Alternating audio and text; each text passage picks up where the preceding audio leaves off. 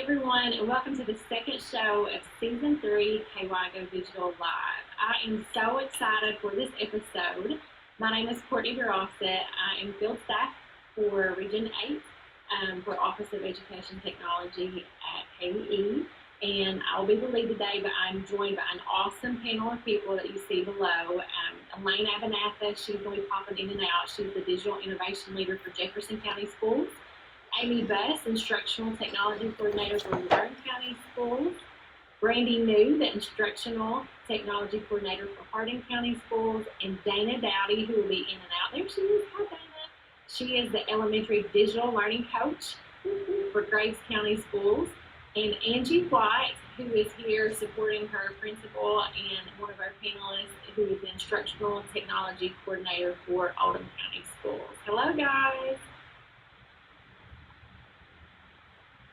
All right, so what we're wanting to do today is really give an overview and a deep dive into Data Studio. It is a powerful tool, and the right people are here to go into it a little bit deeper for us.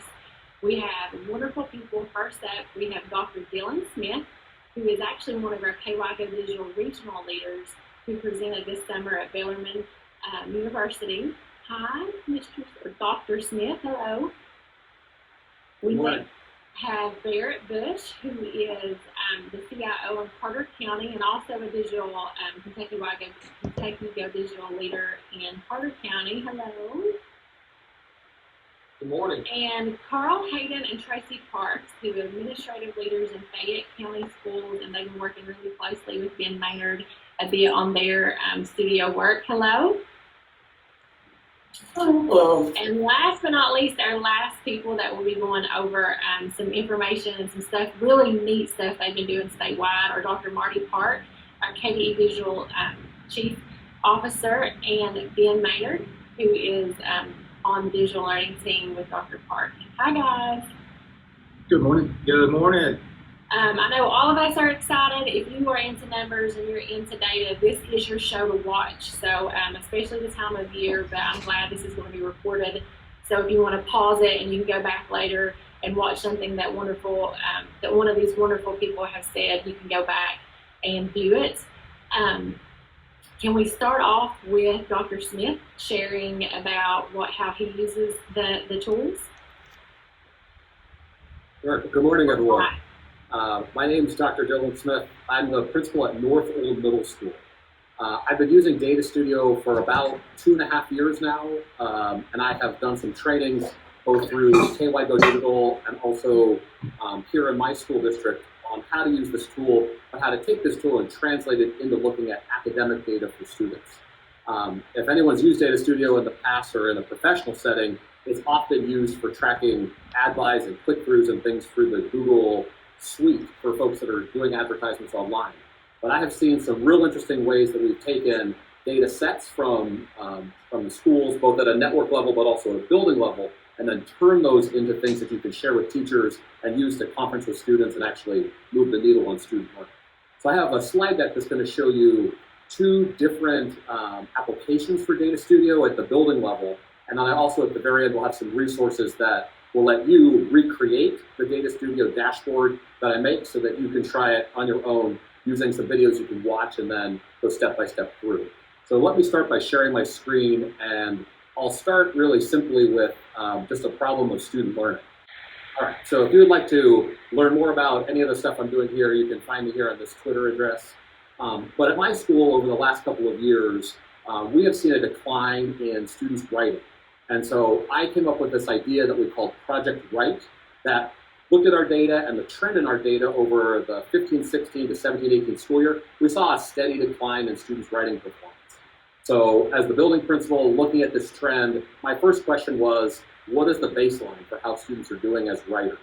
We took our school, we put it on a special schedule, and we had everyone write one of the essays in the 3 modes of writing. So here you see a picture of students in our cafeteria. They were given 2 hours in a writing prompt that was similar to the one that you might see given for an 8th grade writing assessment, and they hand wrote their essays. In a normal situation, you might give teachers a rubric, ask them to read those essays, score it, and notice the trend at the classroom level for themselves. Using a Google form like the one you see here, this one is for our narrative writing rubric, we had the teacher first find the student's name.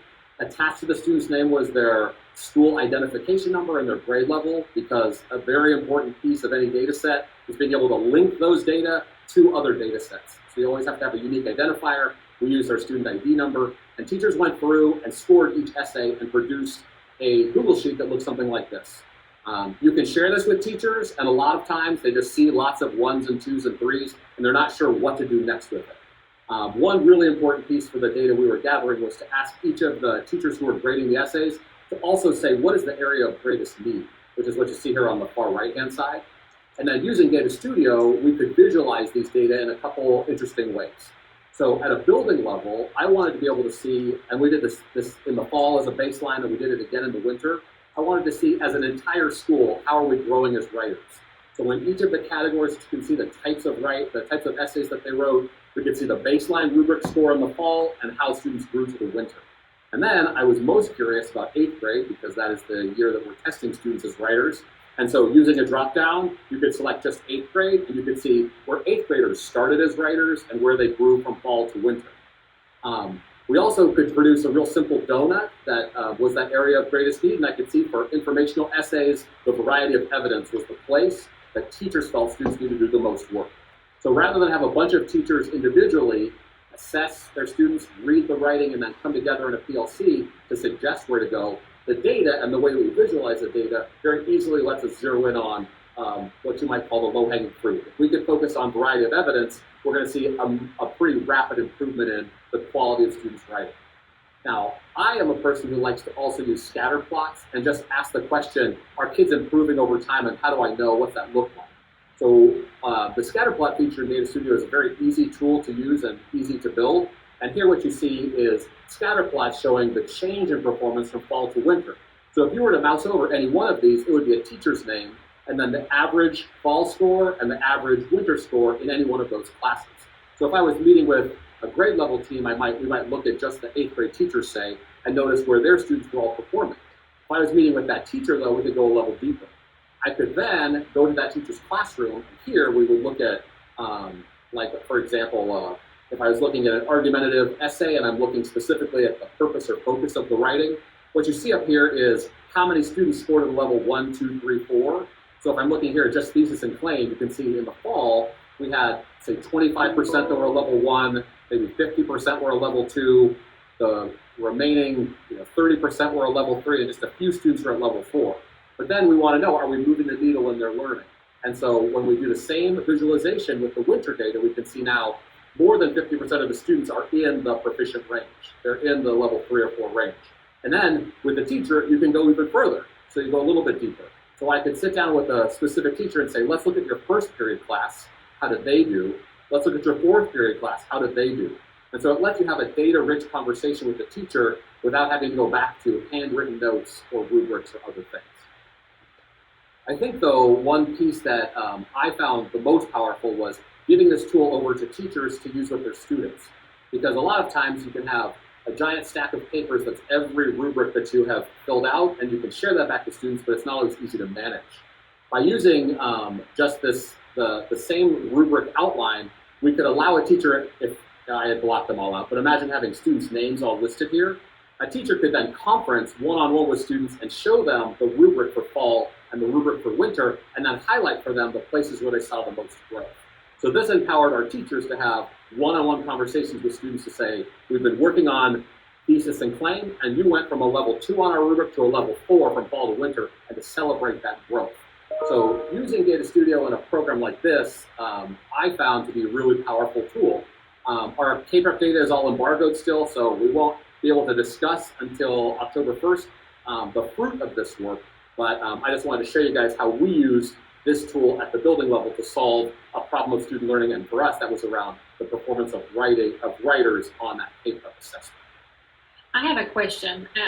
First of all, how much is the platform that you're using when you look at Data Studio? How much does it cost? Yep. It's free. It's free to use for anyone that has a Google account. So if you're watching this, this is free. And then the second thing I have to ask is, I know that you don't have time, we don't have time to show all the preloading process for this. And underneath this link, we may be adding that shortly so that, if you're thinking, how do you get all this information in, those will be some links underneath this video. But another question that I have is, did you load all of this information from like your administrative staff team, and then your teachers could dive in to the students' names? If I back my slides up a little bit here, the key was this piece right here. When I was setting up the Google form, so I wanted teachers to read the essays and to input the data from every essay into the Google form. The key, though, to be able to unpack the data at the period and classroom level was to have the student ID number here. It is very easy to export your entire master schedule out of Infinite Campus and link it together so it's only active students, and it's essentially like an Excel spreadsheet that has one row for every class the students enrolled in, and then to link those scores to your master schedule. And if you would like help on how to do that, I could put together a video that showed the step-by-step process. It's using the scripting code that's VLOOKUP. For anyone that has not used VLOOKUP, it's how you attach two data sets together in a vertical lookup. You can also find tons of YouTube videos on how to do that. But I created that master schedule, I linked the data to it, and then set Data Studio on top of that final sheet. I'm just thinking, if I'm a teacher, that's just really handy to have all of that into where I can just click down and drill in, and I can have that conversation with that student more quickly than having to go back and pull it all out. You're making it to where the student growth is the focus, not pulling the data in, and you're too tired to even worry about the conversation. I love it. We spend a lot of time setting up the Google Sheets, or a lot of time setting up the spreadsheets, and less time thinking about the actions we're going to take based on what we know. Because I often will say to teachers at my school, data is just numbers on a spreadsheet, but it's what you're doing with the information that you have that's the most important and the most powerful. And so teachers sometimes are like, so what should I do next? And this is in Data Studio, creating individual pages. I like to have page one be the first I view, and then drill down to the classroom level, and then drill down to the student level. And once teachers get used to that arrangement, it becomes really easy to share dashboards like this.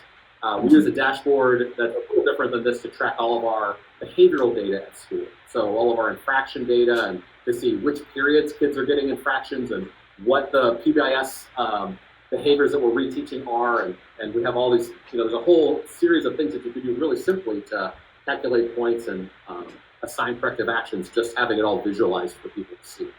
Awesome, thank you. So if I was going to pivot now, for any teachers or administrators that are using map testing, I have always found it interesting to get the reports that come out of NWA's web portal, and to print those and share those with students, and to send them home to parents. But another way that I have found using Data Studio is to do scatter plots to show growth from fall to winter. And so in this dashboard image that you're seeing here, we have the teacher, and then we can unpack the data based on race or ethnicity, gender, a disability category, and with our teachers that support students in special education, we can even break out the type of disability that they have. So a student that is on the autism spectrum versus a student that has an other health impairment or something else, we can look at those subgroups of kids and their performance down to that level, to unpack it to that level. And I also like to grab any students that I have in a reading intervention group or a math intervention group, so I can look to see how they're doing specifically. And so what we do is to take every single student that takes the map test. In this dashboard, you have a 4th grade group, and then each of these dots represents a student. So if I moused over one, I'd have the name. This is all fictitious data here. So this isn't an actual student or a teacher, but you'd have the name of the student, the parentheses is the teacher, and then we can see what their fall score was and their winter score was. So when I'm looking at a scatter plot, everyone above this line has been growing from fall to winter, and the students below have declined from fall to winter. And that alone starts a conversation about how students are doing and kind of what their performance is looking like, both in class and in intervention groups. And then we can break that out to an individual teacher to see how all the students in that teacher class is doing, or to the 6 kids that might be in a reading group to see how they are doing individually.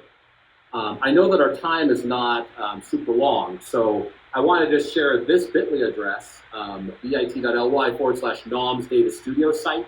And if you go here, what I can show you is on this screen, this is just a very simple Google site. And on here, I put a sample data set, which is the same data set I used to build the dashboard I was just showing you, and then a link to the dashboard itself.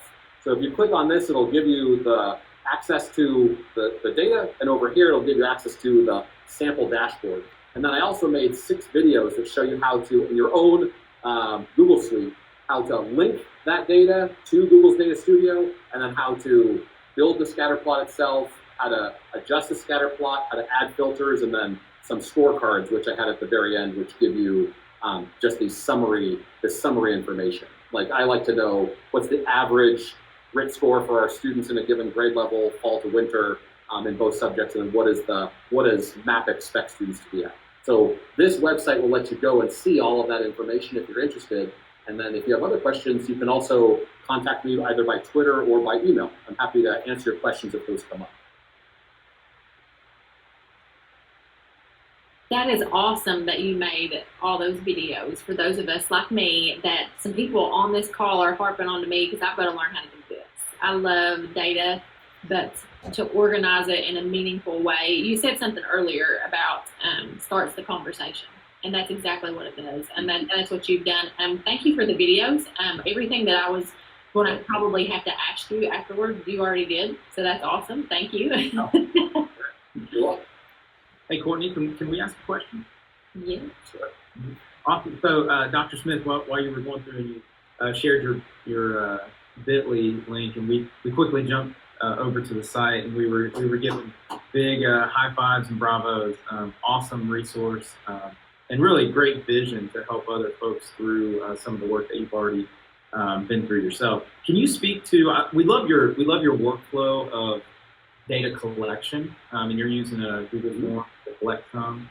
And we also connected with the fact that you were pulling in, you mentioned through VLOOKUP, but an additional data source to connect as well. Can you speak a little bit more on some of your workflow and how you're organizing where you're storing those data? Sure. So I am always imagining the end user and what is the easiest way to get information to them and in front of them. And so for example, I am a big fan of using the export tools in Infinite Campus. So master schedules change on a regular basis, so I like to be able to export the master schedule and have already set up either a Google Sheet or an Excel spreadsheet that lets me just replace the data that is on the main sheet and have all of the VLOOKUP then update based on the data that's added. And so to do that, and just like in terms of thinking of how you organize it, I'm always thinking, if a teacher brings me information, my question to them is, do we have the student ID number in the spreadsheet? And when people have brought me things that's, it's just sorted by first name, then I will give it back to them and say, we really can't do a lot with this until we have that unique identifier that links it all together. In terms of my, just in either my own hard drive or on the Google Drive, I am always keeping individual folders for sets of data, and then I will usually have one main document that I keep and update. I call that my trend tracker document, and so that'll be sort of like my source document, and then individual tabs will have other stuff that I want to link on.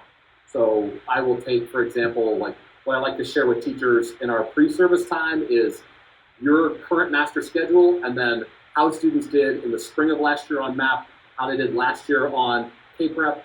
If we have behavioral data, I will link like the number of infractions or other stuff, because I want teachers to get a picture of the kids in their class before they meet them. And usually I'm trying to focus mostly on academics, and so can we see who are our strongest students and how do we intentionally group them in class before they show up on the first day of school, because I want teachers to be thinking about that and kind of understanding the profile of each of those classes. I call that giving them I create an individual sheet for each teacher, and then I share it to them. I try to limit sometimes access to all of the data that they could get their hands on, because sometimes it's just too much. You can oftentimes in Google Data Studio have too many filters, and then you're giving people too many choices.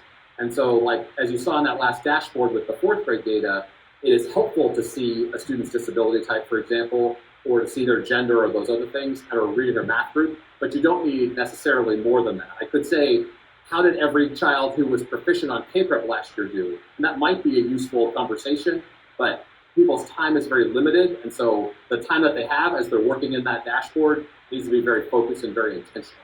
And so I try not to just build things to build them. You can make tons of charts and graphs that have no real value, and it just clutters up the screen, and then people look at that and they don't really know what to look at or what to focus on. And so I imagine, in terms of my workflow, I'm looking at the end. What is that end conversation? Is it me talking to the teacher, or is it the teacher talking to a student, or is it me speaking to the superintendent and saying, here's the trend in the whole building, because they want to know that too. And so I like to have that stuff at my fingertips so that it's accessible to me and I can share it really quickly and easily. One other piece, just to add on to that, is working with teachers that support students in special education. Pulling all that information together when you are doing a file review or you're having a 504 or an IEP meeting is a really helpful tool for them. Because I've sat in IEP meetings when people are bringing, printouts and tons of portals, and that's helpful. But if you could have it all consolidated into a single, like imagine printing the dashboard, having it in a single place, it lets everyone have the conversation about the performance and not spend all their time looking at all the different sources. And that's where I feel like we end up spending energy that should be conserved for the planning and the action, and not just the analysis. I was just going to give one quick shout out. Love the modeling that you shared today, where obviously you blocked out student names, and so when we're talking data and getting folks to collaborate and look and help tell the story or understand the story better, just the modeling itself of student data privacy and understanding that this is of extreme duty of care for us as leaders. And so I just want to give you a quick shout out there. I do have a question. How did you train or get this to your teachers so that they have started using it and seeing the value of it, or is that a work in progress, or what does that look like for you guys? So I try to, once you start getting into Data Studio and you start linking lots of stuff together, you're going to run into a few natural roadblocks. People don't know that a Google Sheet can only hold 2 million cells of data. And a lot of times people say, 2 million cells, you'd be surprised how quickly you reach 2 million. The bigger the spreadsheet, the slower the Data Studio portal gets. And so you can get to a place when it might take, and I have built a few in just practice and trial and error, where it's 25 to 30 seconds before it's all loaded. And while that doesn't feel like a long time, when a teacher is sitting there and waiting for it to load, it becomes too long and they get distracted by something else. So the way that I share it with teachers is that I try to make each of the portals as tailored and focused as I can make it, using the cleanest and most specific subset of data that is necessary. So to give you an example, we have a faculty meeting coming on October 1st when all of our K-Prep data is available, and I will have made a Google Data Studio portal or dashboard for teachers just to look at their current classes and their students' performance, with a couple of, sort of like the donuts to show them the percentage of kids that fell into each category, and to let them see some scatter plots on students' performance on that versus our fall math data. Just some real simple things that let them see, and then oftentimes confirm, I'm surprised that this student did so poorly on this test because they're clearly performing up here in other places. So I just want to start those conversations. But the thing that also happens is that because of the way that Data Studio's URL is structured, it can be really hard for people to find or remember where to go. So you notice that I use that bit.ly address. So I will create and name a Data Studio portal with the bit.ly, so that when we're coming together, and this is whether it's they're on their Chromebook or they're on their laptop or some other place or at home, I make it so that they can remember and find it very simply. And then I also have an internal, internal intranet site that lists and gives them access to all of our important documents plus our dashboards. And so when they have a question, they know to go back to this internal site, which is we call it the week ahead, is our dashboard. So they go there, they can find that, and they always know. I just teach people where to go to find the dashboard, and then we give them time in their PLCs or on teacher work days to actually unpack it and then make a plan to take action. So it's not also, this isn't just gap gazing or just like gawking at kids who have either succeeded or failed. It's the time that we have has to be used well. So what is our next step? So what's the action based on what I've learned from what I've seen? And so I try to frame our work that way, and then make these tools, which we build on the back end, to share with teachers, just to give them the access and to be able to make a plan for what they're going to do next. It's perfect in PLCs, because a PLC can look and say, we just finished map testing, we're redoing our intervention groups. How do these students' performance compare given what we know? I love this, and it literally just blows the idea of a physical data wall out of the water. So I love the real-time access to this. All right, Barrett, do you want to share what's going on in Carter County with this? So now you see this data set, I'm assuming. Yes. Okay, so obviously what I was talking about is this is what everybody's accustomed to seeing. And what we did in 2018 at the beginning of the summer, our academic officer and our instructional team brought in actually 3 college students. And what we did is we put every one of our assessments on a Google form. And it was some labor. We have about 400 Google form assessments given grades 2 through 12 digitally. And so we were going to get this data, and obviously we need to make it much more user friendly. So this is kind of where Data Studio came in. And although as Dr. Smith mentioned too, is there's kind of face some bumps in the road. I told this year in our early PD prior to school starting that although that we faced a few barriers and a few bumps, the bottom line was Carter County issued 27,000 assessments. So we had roughly every student that was taking 6 to 7 assessments throughout the course of the year.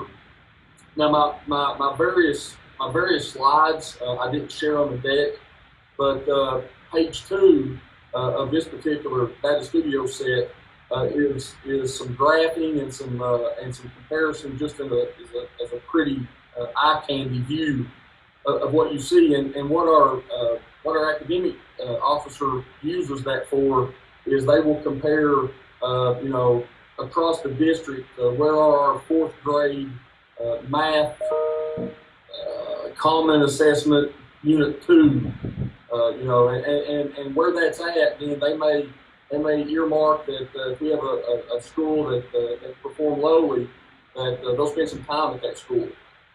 So they use this data set a lot to really just make decisions of where they need to focus and look to gear toward bringing those scores up.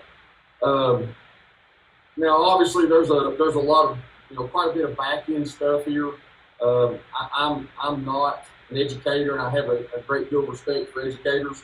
But so my forte there was with Microsoft Excel, which once I have converted over to Sheets, I really don't go back to Excel much at all. We use a lot of the import range function built into Sheets for multiple things, to consolidate data, then to bring it out to a Data Studio set, but also to, when we have this collection of data, to rip it out, and then to just send data key components to certain people. This is a district, what we call district assessment, district-wide. Each school has got this same as far as the principal level, and we just kind of strip that down just by school so that it's just not dommed up as far as data sets that they have to look at. And then we kind of broke some barriers here in the last little bit. I met with Ben there a couple weeks ago, and actually Ben, we talked about he was going to come pick my brain, but after really showing me what Ben and Marty had accomplished, I was really wanting to pick his. But anyway, that we have now been able to trickle this to the teachers, so they can see their data sets. So this is the biggest component. The simplicity, I think, that Data Studio produces, I really want to give an example here, is if you have anything, a wide variety, but a lot of things, Google Forms obviously writes to sheets. If you have anything in a sheet, then you can have a Data Studio for it. We did a registration for our before school professional development, and we sent it out last year. So we send it out, and teachers register via Google Form, and they choose their 2-day sessions that they want to attend. We do it locally in-house. And about July, our chief academic officer wanted to know the rosters for each presenter. So I thought, this is perfect. So I actually made one of the instructional people I was over their shoulder. I said, pull up a Data Studio, and I said, you guys are going to make this. And in about 10 minutes, they had a Data Studio that they could filter down by presenter and see the rosters that they were going to be, that was going to be their audience. And that was, I think it kind of made a breakthrough in let's not be too terrified of this stuff, that it's definitely feasible and definitely doable. This slide is something that really we started at the end of last year, and this is our teacher walkthrough data that our principals or administrators do at the school level. And this dashboard right here pretty much stays up on our superintendent's desk. He loves this, and it's, again, very simple. Our walkthrough is a Google form.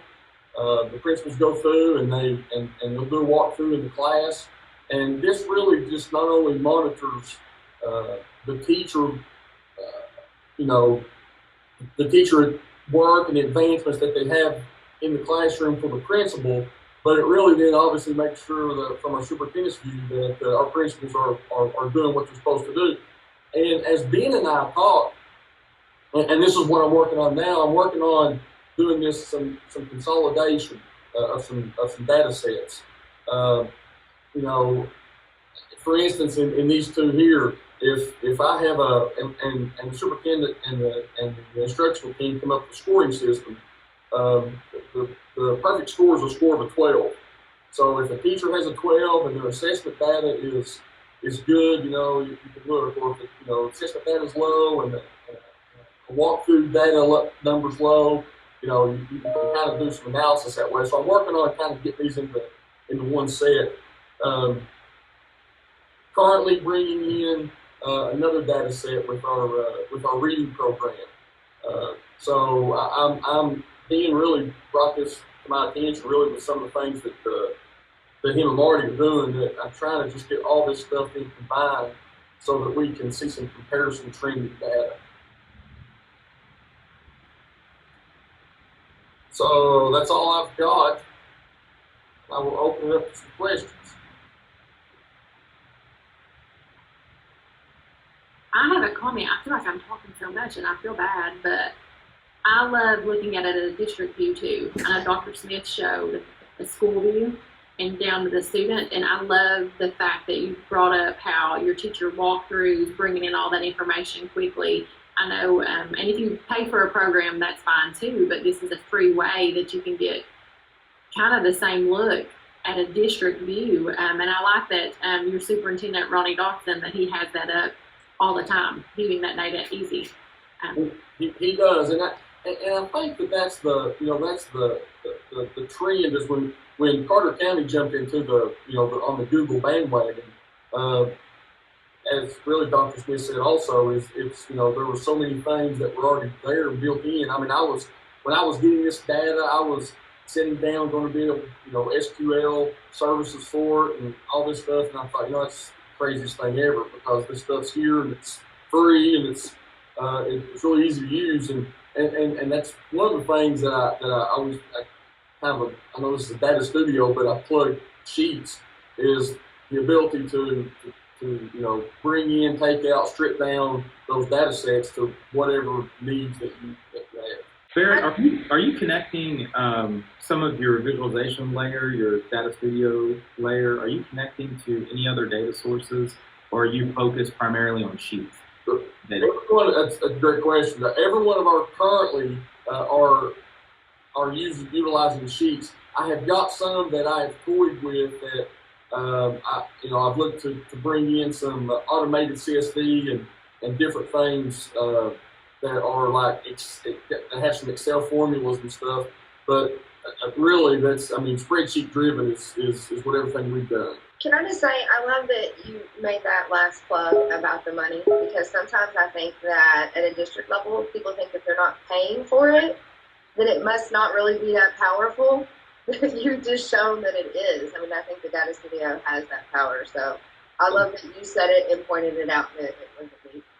Yeah, that's great. That's a good point. That's very true also. Like I said, I love that we have a school view and a district view, and then now we get to hear from thank you, Barrett, and now we get to hear from what's going on in Fayette County and how they are using this. I've heard, not to hype you all up, but Ben Maynard has definitely hyped you all up, so I can't wait to see how you are using this in Fayette. Well, thank you. We have a couple tough acts to follow here. So putting this presentation together, I wanted to kind of focus on what really brought Data Studio to my attention and talk a little bit about the journey here. So from Nintendo to DS, with DS being Data Studio. Think about a whole new world. I remember that moment back, I believe it was around 1989. The Wizard movie came out with Fred Savage taking his brother across the country for a video game competition. And the video game for that year and the competition was Super Mario Brothers 3. So right around Christmas time, Super Mario Brothers 3 came out. I was able to get one and have it plugged into my Nintendo. Have you ever had this happen to you? Your supervisor walks in, puts a spreadsheet in front of you, asks you to make it talk, or asks you to put together a spreadsheet.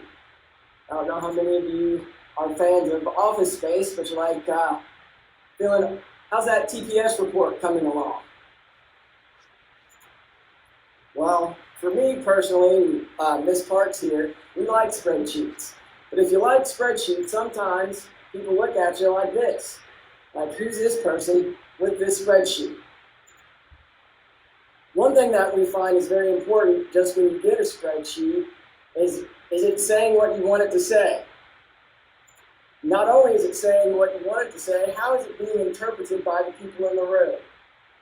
Some person may see a column and think it means this. Another person may see the column and think it means that. So for Ms. Parks and myself, dealing with a lot of data, we wanted it to be something easy, something that we could make clear for people to understand. So when I found Data Studio coming along, I was like, oh my goodness, could it be this easy where I can take a spreadsheet and put it into a system and it spit out beautiful data visualization, kind of like getting a Nintendo cartridge, putting it in the Nintendo and having a great game to play. So I reached out to our technology department here in Fayette County, Miss Amy Johns and Dave Carty, and they showed me how they were using Data Studio to track Chromebooks. So they have various indicators, criteria for Chromebooks. So we thought, what if I can track kids like I track Chromebooks? So one of the first steps that we took in working with Data Studio is being able to develop somewhat of an informational dashboard for district personnel to use. Myself, I work in the high school office, but this right here is a dashboard that shows just some of your general overview data for a school. It shows enrollment, absences, behavior, time in safe, time out of school, failures, and PLP contact information. Not only does it show demographics for these schools, but you can sort to see different information by filters on the side. Where does this data come from? As we've heard today, Google Sheets. So we're able to get information into a Google Sheet. There's different ways to do that. Some is importing in. Some ways are typing in manually. One of our favorite ways to pull in data is from Google Form. So we use the Google Form, and from the Google Form, you get the response sheet, and from the response sheet, you're able to develop the data studio. One of the greatest benefits of using the Google Sheets with the Data Studio is that option that you can kind of eliminate or reduce the amount of time that teachers or schools or districts spend looking at data in silos. So you may stop and you look at your assessment data, or you will look at your behavioral data or attendance data. And I think this is where the game genie comes in. Thinking back to my childhood, if you remember the Game Genie, did you have one? The Game Genie was an accessory that plugged onto the back of your Nintendo cartridge. Once you plugged it into the Nintendo, you had a book. This book was full of codes. You plug these codes into the Nintendo, into the Game Genie, and on any video game that it worked with, you could have infinite coins, infinite life, you could run really fast, all different things began to be unlocked. So, in dealing with data studios and dealing with Google Sheets, I figured, hey, do you have a Game Genie? A Game Genie is somebody that helps on the back end with the Google Sheet to make sure that the information in there says again what you need to say. Miss Tracy Parks is my Game Genie. So the work that I spend doing is kind of on the Google Sheets end of it, and I know, again, this is about Data Studio, but it's the critical component to present in Data Studio what you want your audience to see. So I can spend a lot of time looking at different data sources, so we can do ad hocs or export data from Infinite Campus through CSVs and pull that into data sheets. We can use the Google Forms again to pull in information and other sources that we pull information from. And we can aggregate all of that information in Google Sheets using the VLOOKUP or different formulas. And again, you can also take those Google Sheets, we build those at the school level, and then we pull those school level data sheets or Google Sheets into a district level so that you can look at it from both aspects. But it allows to get all of the information or all the components or different aspects of the student on one line. So you have more of a linear story or picture of each student within one, we call it kind of the mothership Google Sheet that you can use. Multiple pages? What? Filters? What? On Data Studio, another great benefit is it's not just a one-page report. You can add different pages. So for example here, on, we call it the Royce report, we're able to show a different page for demographic information, a different page for failures, a different page for behaviors, a different page for attendance, and a different page for honors courses. In addition to that, each page is able to be filtered by the different indicators you see here, whether it's school, academy, grade, ethnicity, gifted and talented. But another nice feature about Data Studio is the ability to have that filter, not only filter that one page, but you can set it up to make the filter report level, and whenever you filter, it'll go through the entire report, no matter how many pages it is. You're also able to apply multiple filters, so you're not just looking at grade. Again, you're removing that component of looking at data in silos, so that you can look at grade and gender, or look at your special ed at a particular grade, and look at it that way. So what else can I do with Data Studio? Well, from working through developing the dashboard there, here's an example of the dashboard for Fayette County for walkthroughs. So we've been able to generate Google Forms, and then from Google Forms it goes to a response sheet, and from the response sheet we plug it into Data Studios to be able to paint a picture of the progress of walkthroughs and kind of progress monitor. With this, the superintendent and chief of staff have access to this walkthrough dashboard. The chief of high school has a high school specific one. The middle school has a middle school specific one. The elementary chiefs have an elementary specific one. And each principal in every school has their own personal dashboard, walkthrough dashboard for their school, so they can get a snapshot of what's taking place with walkthroughs in their building. Now, sometimes with data studios, you put things in, and it doesn't necessarily say exactly what you want to say. It kind of reminds me when you would plug the Nintendo game in, and it wouldn't work. You have to pull the Nintendo game, the cartridge out, blow on it, tap it a little bit, and be, I hope this works, I hope this works. Well, again, Miss Tracy farts to the rescue. Again, we work very closely on trying to figure out what's the best way to go about showing exactly what we want to say. One thing with data, it can be interpreted millions of different ways. So it's very important when you're presenting it to a group of people, you want to make sure it says what it needs to say. Another feature that we really enjoy about Data Studio is the ability to take student-specific data and show it on an overview without necessarily showing the student's name. Which again, when you're showing this much data, it allows you to see that overview, whether it's district-wide or school-wide, but then allows you to say, hey, Mr. or Mrs. Principal, I see that your building is doing this kind of stuff. What can we do to help?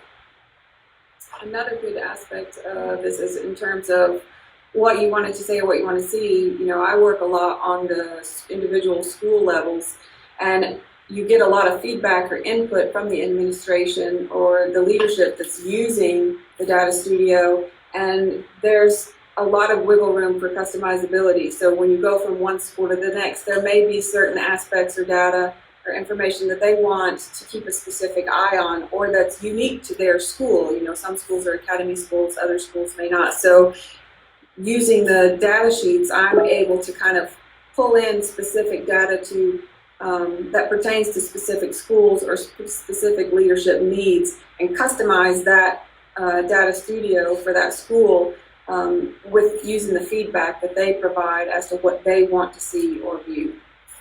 So, with an overview of Data Studio and how we try to utilize it here in Fayette County Public Schools, are you ready to award? Just a little shot back to Super Mario Brothers 3 when you get your whistle and you break the code to be able to go to any world you want.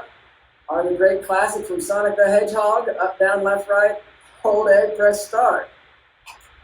Questions? Well, one quick question. Are you sure that code wasn't from Contra? I would not.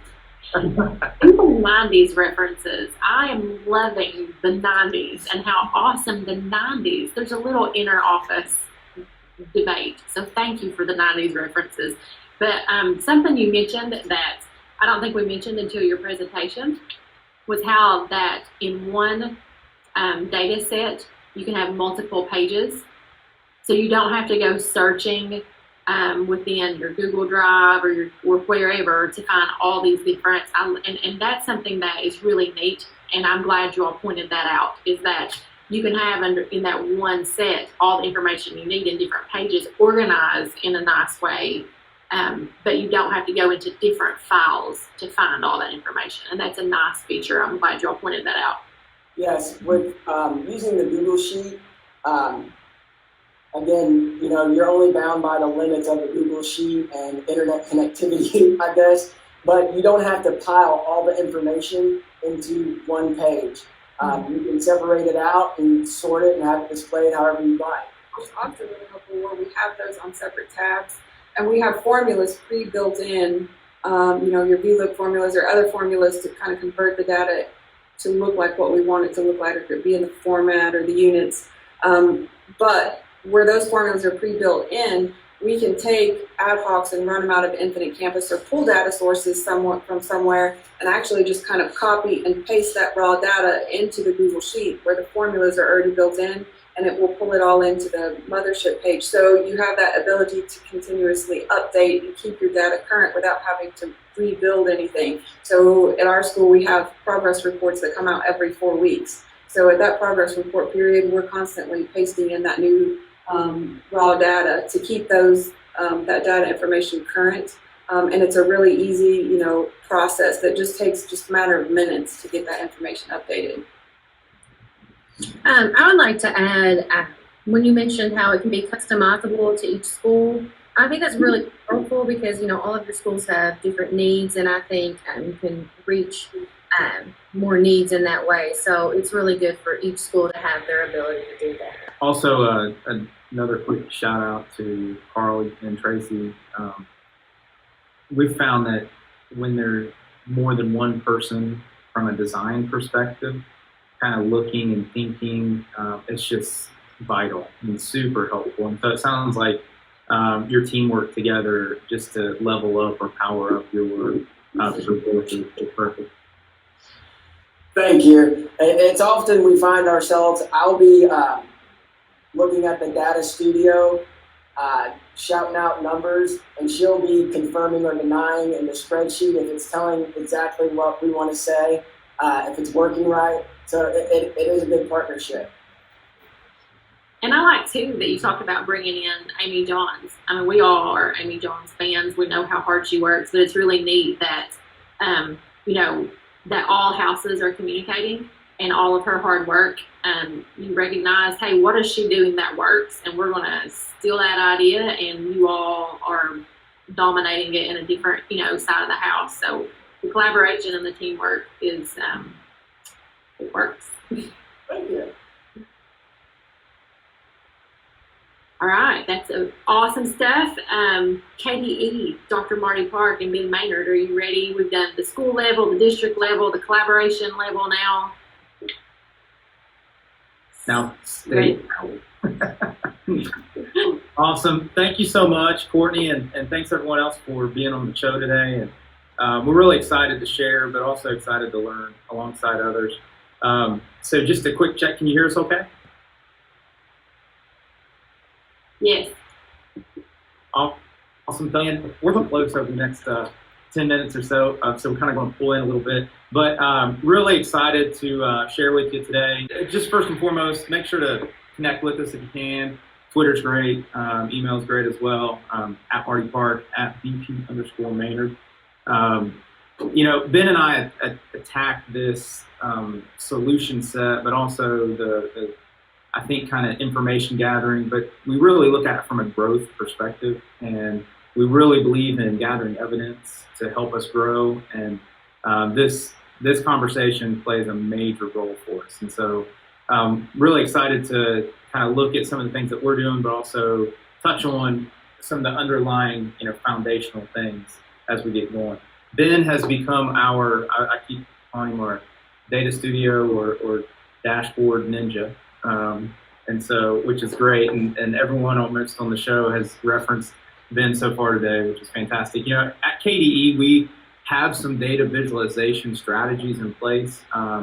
We have some work with Tableau as a tool that sits inside of Infinite Campus, and there's some really cool dashboard approaches that you're starting to see inside of Infinite Campus itself. We also have some visualization tools that across the state that we're using with Power BI, which is inside of Office 365. We've done some work there as well. We have started transitioning a lot of visualization work to Data Studio for all the right reasons. And so we want to share some of that. But first, kind of our why, and we think this is pretty important. We won't spend a ton of time on this. Then talk to us about our CATS Master Plan and why that digital learning, that statewide digital learning plan has really helped build this one piece of data use. Absolutely. So for those of you that don't know, my background is as a principal. So looking at the statewide digital learning plan, the CATS Master Plan, and really trying to hone in on how it affects student learning. And make those connections. And so one of the things we were able to bring out here, and we just had a quick snippet of one of the areas of emphasis going forward until 2024, an area of improvement is we know that we have data, we have great data systems in this state. As a principal, I have data everywhere, right? And most of you are probably shaking your head. You're like, oh, well, there's no shortage of data, but it's how do we make better use of that data? How do we access it? How do we organize it? How do we, put some architecture around this so that we're making just smarter decisions for students? And so one of the things that I love about our Data Studio work right now is it's really hitting at an area of improvement around the data security, safety, and privacy, future-ready gear that we wrap this around. So really enjoy the fact that we're being able to push forward and to see how this is really touching districts and all the way down to the student level is pretty exciting. Yeah. And in our CATS master plan, we have areas of acceleration and areas of improvement. These are the areas of acceleration are things that we are doing pretty well and we want to keep doing. And the areas of improvement are areas where we've identified that we need to grow in. And this is certainly one of these areas. I always say we collect the fire out of data. We're really good at collecting stuff, but using it is really where we want to level up. We also have identified these through a statewide study several years ago. There are really these top 5 elements that help produce high quality data. And I just wanted to share this because we want to hone in on a couple. Certainly if the data has incentive or penalties attached to it. So for example, when we collect attendance, there are incentives for collecting that correctly, right? So our SEEK funding and formula help us understand why that's important. Sometimes data collection has law wrapped around it. That's certainly another area. But where we want to hone in on is where districts see in schools and certainly classrooms, where we see value in the use of the data. And so when we see the value, then let's produce high quality data. And then if it's inspected at the local level and at the state level. So really elements 3, 4, and 5 are really what we want to hone on here.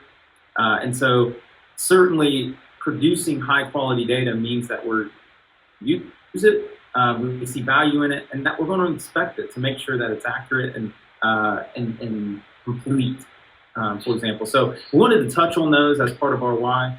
Also, just in case you're like me, I'm, I guess, super geeky, and I'm a practitioner as a former classroom teacher and district leader. Now I've been in the Department of Ed for several years now. I'm a practitioner. I like to get in and use stuff and make sure that things that we are doing we can actually use in real practice. However, I do have this geeky research side that I can't step away from. So I just wanted to add, if you're like me, then the research is pretty clear here. And so number one, data by itself, we have to transition it all the way through the chain of information to all the way to knowledge. And this is where I like to think about when we wrap context around it and action driven. This is our evidence piece. Our evidence connector gets us to knowledge and then ultimately these ideas of wisdom and decision making. And I don't think that we actually, I think as educators we say data-driven decisions, and that is great catchphrase stuff, right?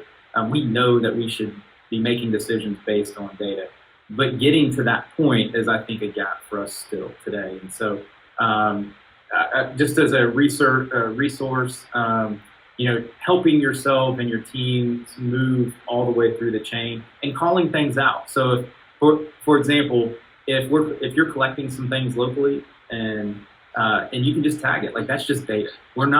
We collect it, but it is just data. It's not really helping us take the next step to make decisions until we take it all the way through the loop. And then I'm a huge fan of the cognitive theory of multimedia learning. Ben and I get to talk about this a lot. Multimedia learning is Richard Mayer is, and I've got to meet Richard Mayer before, and he's fantastic researcher, probably what I would consider the godfather of multimedia and how we use multimedia to learn. I'll just say this, that if you're interested in this, go check out the cognitive theory of multimedia learning. And then really just to get to this big idea of visualization. So we used to do a report years ago and it was 15 pages of words, right, on advancements that we've made. We transitioned that report to visual, right? And what we've discovered over the past 5 or 6 years is that we're able to tell a story in a different way. Things are more meaningful to people And really, it's the story starter and the conversation starter that helps folks drive and ask questions. So this is level one for us, is to take data and make it visual, right? Make it visual so that it makes sense, whether it's an infographic or whatever. And others have touched on that today as well. But leveling up, next level, is really the ability to go from visualization to then visualization and interaction. And so the ability to then process what I'm seeing and then start to develop my own questions based on what I'm seeing. And that's the interaction piece. This is where the power of Data Studio is just amazing, where I now have an opportunity to present something to somebody behind a sheet of glass, right, behind their screen, that they can then take some, and that could be on a laptop or a mobile phone or whatever, where they can take something that they're seeing and it's data behind it, transformed into information and knowledge, and start to ask their own questions and start to get to, oh my goodness, well, what if that, how does that affect me locally or whatever? And so then the ability to interact is just, that's the level up piece. That's the power up that we're after. And Ben, this is something that we have really spent a lot of time on, right? Because this is what's driving our current work. So I wanted to just give a quick background and kind of stitch some pieces of why together. And then we're going to show some demonstrations and some things that we're doing now, and then we'll help wrap up. So yeah, this is something, this question that we wrestle with a lot. So what's your next best question? So I don't think, other than maybe Dr. Smith, I don't think I've met too many educators that are, data scientists. And I met with a group of administrators in the district yesterday, and we all agreed that, like, hey, we have tons of data. It tends to generate some questions. I mean, and what is interesting is Data Studio is helping bring together multiple data sets into, what I think we're really great at as educators is asking that next question. And so what Data Studio is, and I've heard it today from everyone, is like, hey, we're able to ask better questions and seek out answers now. So that's really been a driving force behind a lot of what has happened here. So some cautions for folks who are watching this show and who are getting ready to get into Data Studio or interested in what you see. Caution, don't start with a graph or a picture, and don't start with the screen and try to make some graphs and pictures. Start with one question. Start with one question. You have a spreadsheet or a data set full of stuff. Start with a question, and everyone has mentioned that or leaned on that today. And you're going to accelerate fast if you just start with one question. And then once you add some interactions to it, then it's your next best question, right? So this is an example. And Ben, talk us through this example, how things are pulling in, get into architecture and organization and structure a little bit. Absolutely. So some of you will recognize this. Barrett, I know you will. So when ed tech leaders in each district, create a technology plan. And so one of the things that we're pushing on, right, is being able to not create that in isolation, but create that with a team. And you're seeing some team approaches today, so which I appreciate. So Carl, you and Tracy mentioned, and Barrett, you did as well, and so did Dr. Smith, like pulling information in from a Google form, right? Well, so when ed tech leaders submitted their plans this year, look what happened. We took a Google form, they submitted that, and so was able to take the information in the Google sheet and create a kind of a visualization as opposed to wading through and filtering the sheet in the background to find out how many plans overall address budget and resources here for the data security, safety, and privacy. We were able to quickly flash up like this many. And then through the creation of filters, we're able to really drill down. And then I learned something really cool that I could take all those hyperlinks from those uploaded PDFs and create some clever little links. So if I wanted to take a look at Bullitt County's plan, I could absolutely do that, or Carter County's plan, and how they address budget resources. So then we can sort it by region and district. And so that was new for us to be able to put all in one place in a way that was a little more easily digestible. So we collected a document, right? That document happened to be a template, a Google Doc template, right? That was converted into a PDF. Right? We collected that document through a form, which we gathered some additional data, right? By pulling it in and wrapping context around it, we turn it into knowledge, right? That we can then quickly sort and filter on and get some quick, like what we would call like C-level reporting, like high level but actionable, real quick. Here's how many districts are that have an action item on budgeting resources. And so to take that even a step further, so just as budget and resources, we have a quick list of the 165 that said, hey, we're addressing it in some form. So now we have the ability to take that knowledge and be able to say, hey, how are these districts are applying? And now let's share resources, which what a great place to talk about sharing. Right on. Nice. So then real quick on this example, talk to us about structure. So for example, did Ben Maynard's G Suite account, which is also his Azure Active Directory and Office 365 account, same person used. Did you create all this stuff? And we're thinking, and this is a caution, right? So we're thinking enterprise-wide, we're thinking big picture, and we're thinking sustainability and growth of a kind of systemic or enterprise level approach. Yeah, because once you start collecting data and and talking about access, who has access and how you're organizing it, Barrett, you have a ton of information there, man. What happens if somebody comes in and says, hey, this dude is really awesome and offers you this crazy job and you leave Carter County, right? And you go work for Google. Like all of this stuff is in your account, correct? And so one of the things, so when you start getting into those questions, so one of the things that we started doing, and this dashboard helped us kind of come to that realization is, Marty, all of this stuff is in a resource account. So that if I leave, if I retire, whatever, like, the enterprise still owns all of those forms, all of those submissions, and owns this dashboard. And probably a better term other than enterprise organization, right? Correct. So the district or the school level, or at our perspective, the state level. So two things that we would really push on when using Data Studio for visualization and interactivity is resource account. Plan that out. We actually have whiteboarded like how are we doing this, and then also shared drives, formerly known as T drive, right? Be able to leverage those two things so that you can think about sustainability in a way that's not tied to just a single person's account. So this is a great example. This is something that we're using every day. I want to share another example, and this is something that I want to push on a couple things. This is an internal visualization and interaction tool, and I want to explain what it is.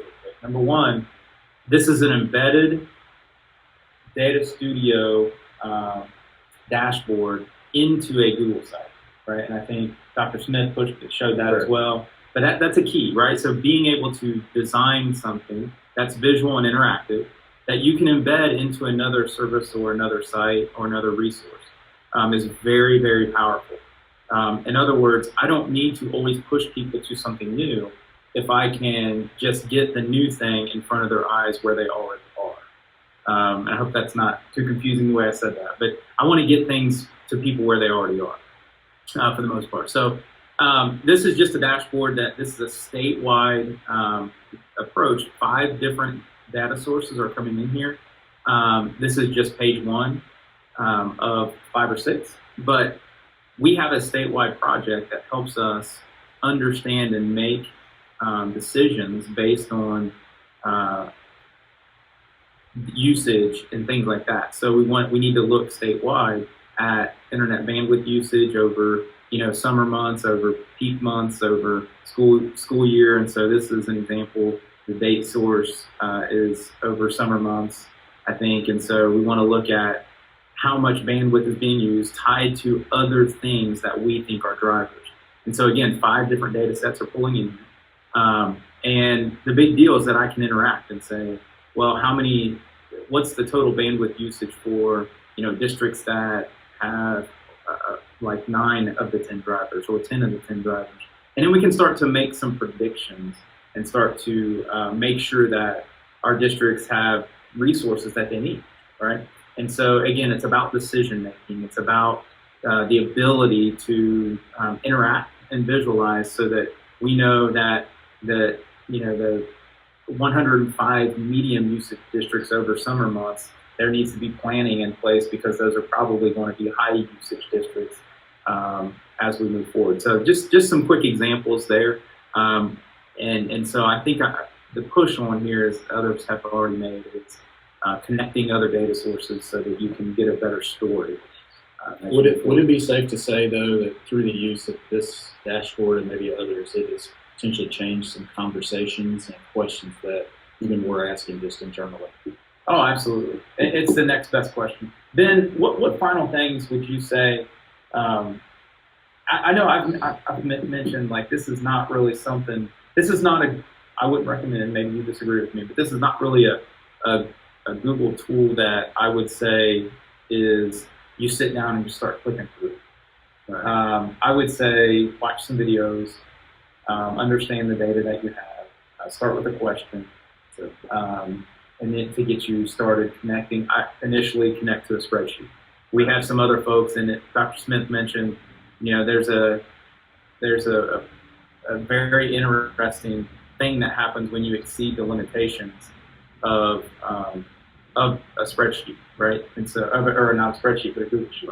And so there are things like connecting to BigQuery, which is a database engine that Google offers that is not necessarily free, but it's another resource to get heartbeat data fed into. So, how would you close this out with the work that we've been doing? I think I can draw a line from the use of Data Studio, not just necessarily the tool, but the concept of accessing and organization and visualization and interaction of data to the learning of students. And I think from our office, that is why we exist, 100%. That's why all of you that are on this call today, that's why our jobs exist, is we're there for the learning too.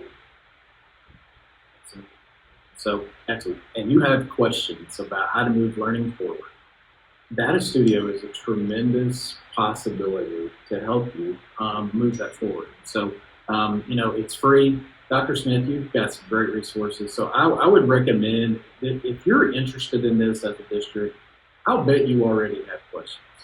And so, be really intentional about knowing what those questions are, knowing who to involve, knowing the data sets that potentially may be needed. And then, like you say, there's some skill to this. You really need to access the video. Skill up. You got to level up with your skill. There's no doubt about that. And a lot of us, I think if we admitted it, are kind of self-taught. And so there's very much, there's resources out there. I think moving forward, I've had 2 emails today already about, hey, you help out with this, be glad to. So we're going to try to put some kind of structure around, hey, how can we assist you or assist your district in thinking through this process and moving forward with the use of visualization of data. Awesome. Thanks. Courtney, you want to, I don't know if there are any questions or? On the back channel, people are freaking out. Amy, were you going to say something?